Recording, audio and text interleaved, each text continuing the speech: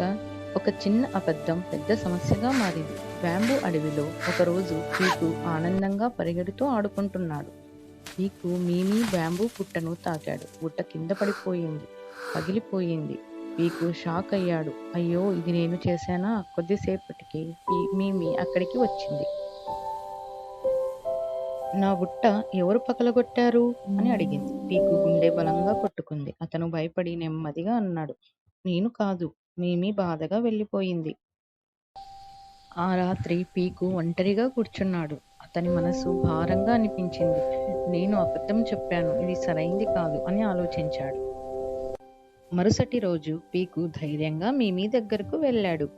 మీమీ, బుట్టను నేను పగలగొట్టాను. సారీ, నేను భయపడి అబద్ధం చెప్పాను.